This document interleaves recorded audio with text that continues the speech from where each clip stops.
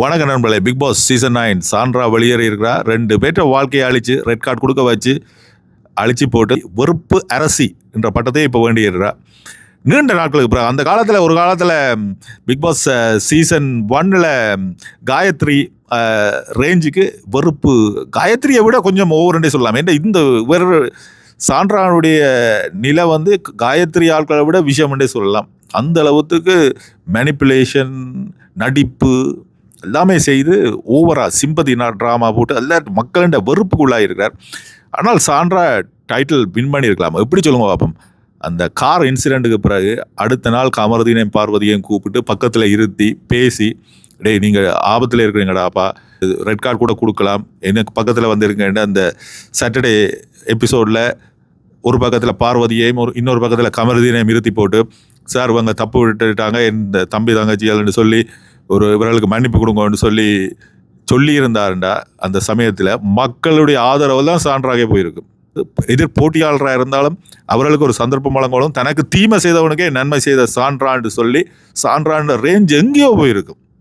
ஆனால் மனதில் விஷம் இருக்கேக்க ஓவர் ஆக்டிங் எல்லாம் போட்டு, அந்த ஓவர் ஆக்டிங் கூட போடாமல் இருந்திருந்தா கூட சான்றாவை மக்கள் மதிச்சிருப்பார்கள். போயேக்க பார்வதி மன்னிப்பு கேட்க சரி, அல்லது கமருதீன் வந்து காலில் விளையக்க சரி, கட்டி பிடிச்சி தூக்கி தம்பி நீ கவலைப்படாதேன்னு சொல்லி அவனுக்கு ஒரு ஆறுதல் கொடுத்துருந்தா இன்றைக்கு சான்றா வெளியில் போயிருக்க மாட்டார். சேதுபதி இந்த ஆதரவு தனக்கு இருக்குது, இந்த ஒரு நம்பிக்கையில் கேவலமான ஒரு ஆட்டத்தை ஆடி சீரியல் ரேஞ்சுக்கு பிக் பாஸை கொண்டு போய் ஒரு ரியாலிட்டி டிவி ஷோவை ஒரு சீரியல் ரேஞ்சுக்கு மாற்றின சான்றா இன்றைக்கு வெளியில் போகிறார். வெளியில் போய் இந்த நடந்த நிகழ்ச்சியிலெல்லாம் டஜஸ்ட் பண்ணி பார்த்தாண்டா அவருக்கு தெரியும் தான் எங்கே தவறு விட்டாண்டு.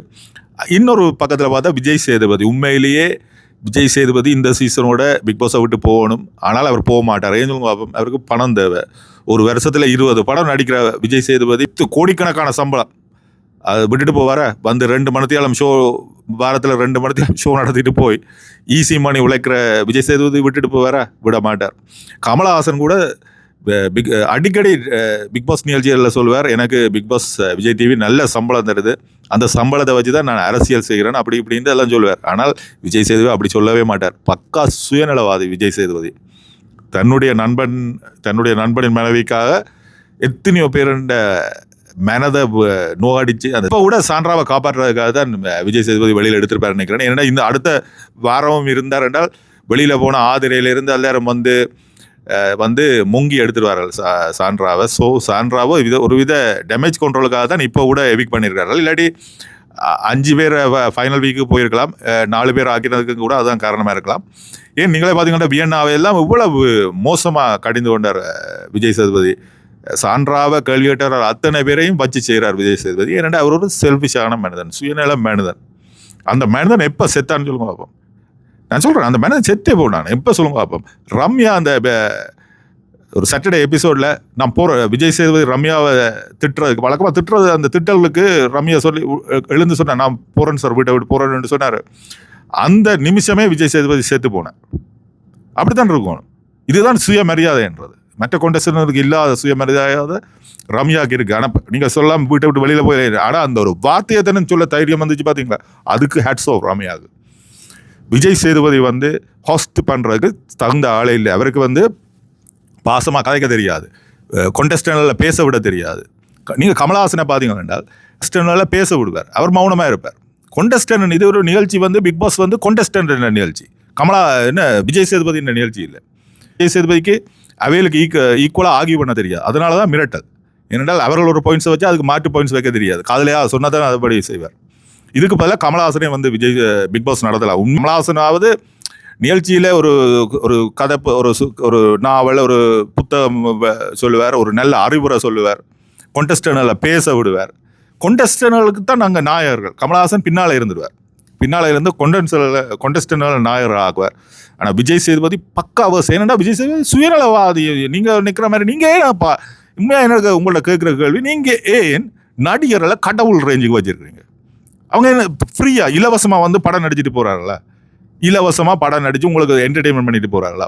காசுக்கு படம் நடிக்கிறார்கள். இவர்களை என்னத்துக்கு கடவுளாக வச்சுருக்கீங்க நீங்கள்? அந்த திமிர் தானே இவர்களை இப்படி பேச வைக்குது. அந்த திமிர் தானே இவர்களுக்கு தாங்கள் செய்கிறது சரி மாறி வச்சுருக்கு. இது 1930, 40, 50ஆம் ஆண்டுகளில் ஓரளவு அறிவுங்களுக்கு குறைவாக இருக்கும், சினிமாவை ஒரு நிஜம் என்று நம்பியிருப்போம்.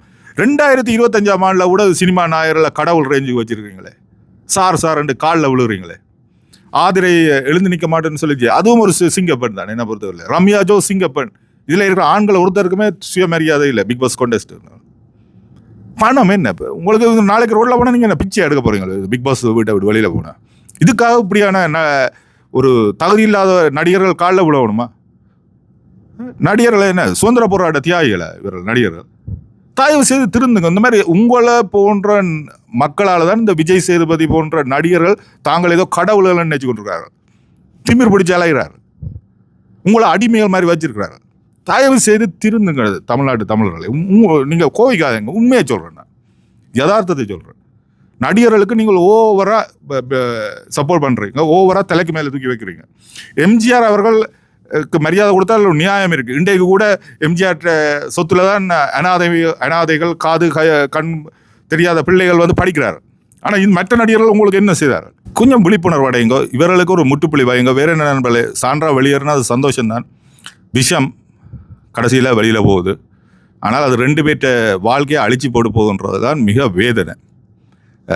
அதை மாற்றியிருக்கலாம், தான் நினைச்சிருந்தால் அந்த மாற்றிருக்கலாம். அந்த ரெட் கார்டு கொடுக்க வேண்டாம் சார்ன்னு சொல்லி அவர்களுக்காக குரல் கொடுத்துருந்தா கூட இன்றைக்கு மக்கள் சான்றாவை மரியாதை கொடுத்து இன்றைக்கு சில டைட்டில் வின்னராக கூட ஆக்கியிருப்பார்கள். இந்த நல்ல குணத்துக்கு நல்ல குணத்தை மக்கள் ரசிப்பார்கள் நண்பர்களே. அதனால தான் ஆரி போன்றவர்கள் அநேகமாக பிக் பாஸில் வெற்றி பெற்றவர்கள் எல்லாருமே ஒரு பாசிட்டிவான மனிதர்கள், நல்ல குணமானவர்கள் என்று தான் நினைக்கிறேன், ஒரு ஒரு ஒரு ஒரு சிலரை தவிர. ஓகே நண்பர்களே, வேறு என்ன, சந்தோஷமாக கொண்டாடுங்க. இன்றைக்கு அந்த கைதட்டல்கள் உண்மையில ரசிக்கக்கூடியதாக இருந்தது. ஆனால் கைதட்டுற அளவுக்கு சுதந்திரம் விஜய் டிவி கொடுத்துருக்குன்னு நினைக்க அதுக்கும் ஒரு பாராட்டுகள். மீண்டும் ஒரு வீடியோவில்